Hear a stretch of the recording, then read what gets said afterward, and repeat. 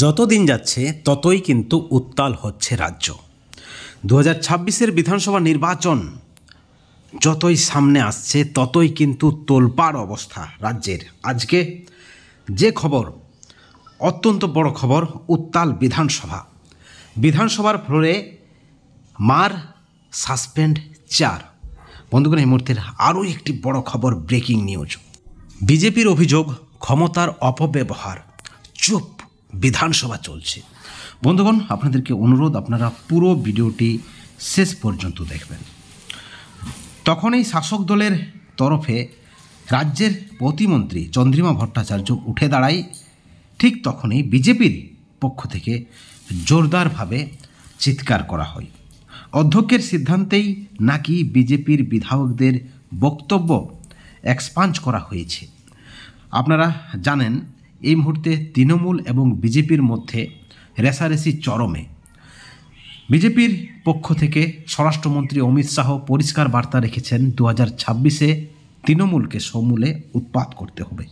এবং তারপরেই দেখা গেছে রাজ্য জুড়ে বিজেপি কর্মীদের একটা চাঙ্গা মনোভাব, এবং এই চাঙ্গা মনোভাবকে বজায় রাখতেই কি বিধানসভায় এই ধরনের অ্যাক্টিভিটি।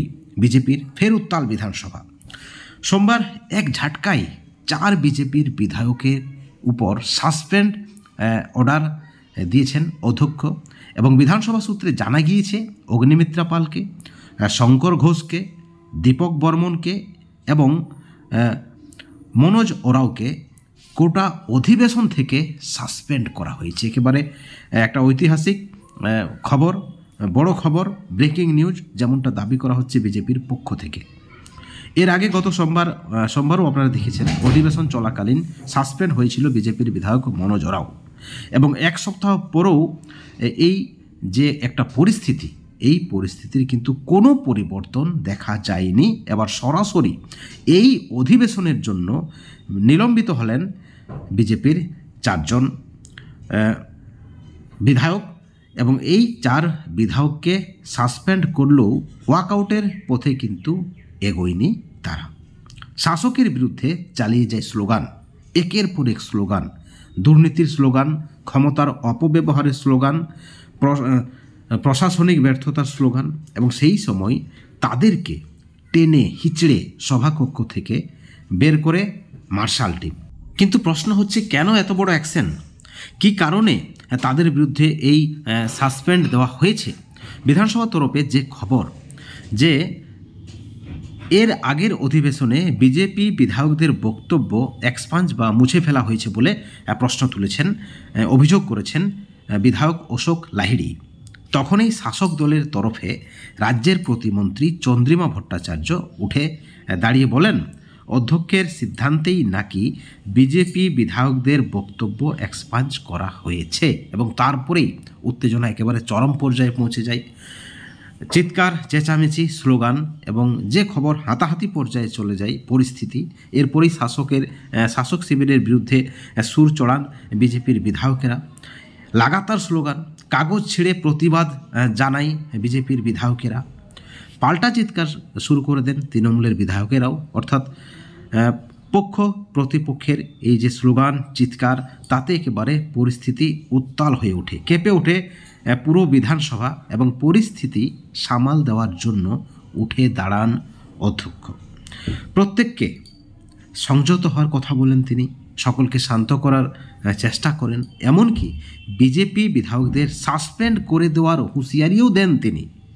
কিন্তু তারপরও থামে না স্লোগান, পাল্টা স্লোগান। এবং তখনই বাধ্য হয়েই চার বিধায়ককে, বিজেপির 4 বিধায়ককে সাসপেন্ড করেন অধ্যক্ষ, যেমনটা কিন্তু খবর। এবং এই যে বিধানসভা উত্তাল, শুধু স্লোগানের জন্য নয়, বিজেপি বিধায়করা মাইক এবং টেবিল ভেঙেছেন বলে মারাত্মক অভিযোগ করেছেন অধ্যক্ষ বিমান বন্দ্যোপাধ্যায়। অন্যদিকে বিধানসভা নিরাপত্তা রক্ষীরা বিজেপি বিধায়কদের ধাক্কা মেরে, একেবারে ঘাড় ধাক্কা দিয়ে বের করে দেয় বারান্দায়। ভিড় জমা হয়ে যায় এবং সেখানে প্রতিবাদ বিক্ষোভ কর্মসূচি চলে কিছুক্ষণ। সুর চড়ায় শাসক দলের বিরুদ্ধে বিজেপির বিধায়কেরা। এবং সেই সময় তাদের হাতে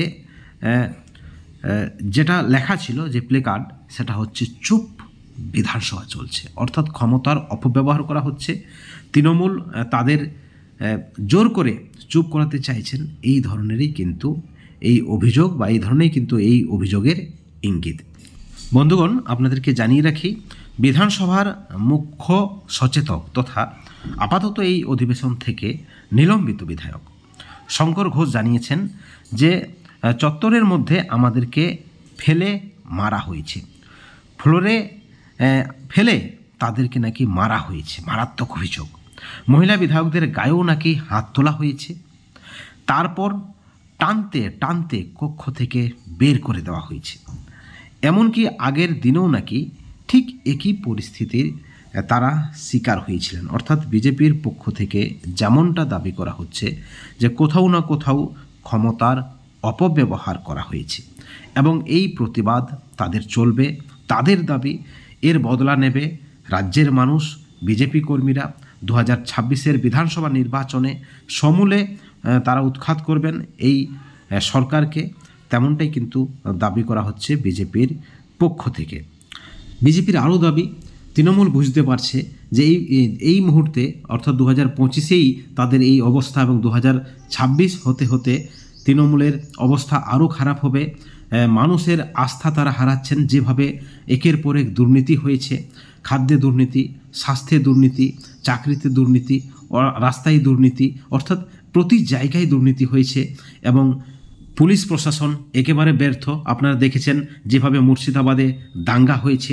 অর্থাৎ চারদিক থেকে যেটা দাবি করা হচ্ছে বিজেপির পক্ষ থেকে, এই সরকার পুরো ব্যর্থ, সব দিক থেকে ব্যর্থ।